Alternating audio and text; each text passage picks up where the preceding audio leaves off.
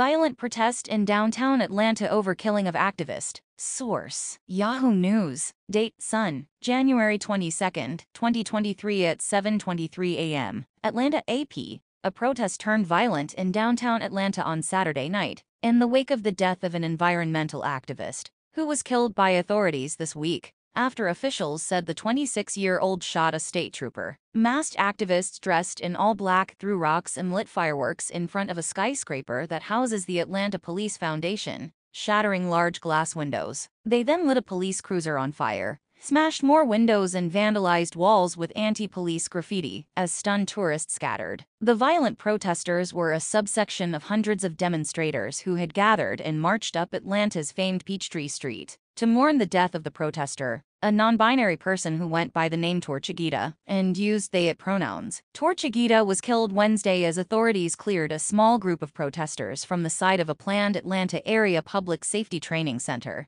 that activists have dubbed Cop City. The Georgia Bureau of Investigation has said Tortuguita was killed by officers after shooting and wounding a state trooper, but activists have questioned officials' version of events, calling it a murder and demanding an independent investigation. According to the GBI, the incident was not recorded on body cameras. The Bureau said Friday that it determined the trooper was shot in the abdomen by a bullet from a handgun that was in Tortuguita's possession. Word of Saturday's protest had been widely circulated ahead of time on social media and among leftist activists, with some passing out flyers that read, "Police killed a protester. Stand up. Fight back." Atlanta Police Chief Darren Shirebaum said during a news conference that authorities made 6 arrests Saturday and recovered explosive devices after the protesters damaged property along Peachtree Street, a corridor of hotels and restaurants. He said authorities halted the violence within 2 blocks, and no citizens or law enforcement officers were injured. "We can tell now, early in this investigation,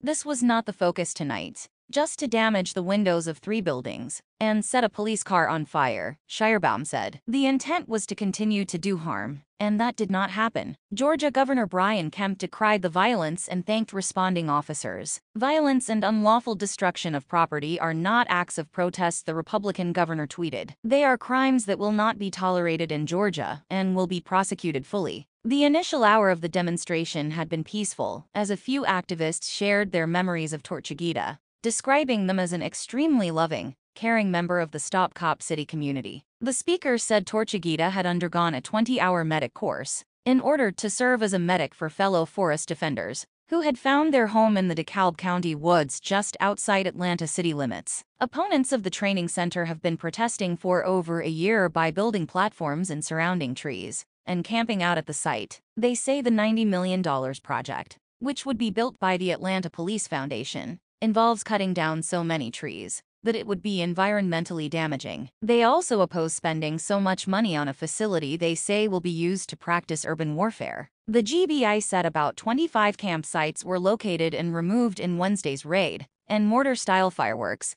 edged weapons, pellet rifles, gas masks and a blowtorch were recovered. 7 people were arrested and charged with domestic terrorism and criminal trespass, with other charges pending, the GBI said. They range in age from 20 to 34 years, and none are Georgia residents. Thanks for watching. Please like, comment, and share. Don't forget subscribe and click the bell button to get update news reminder.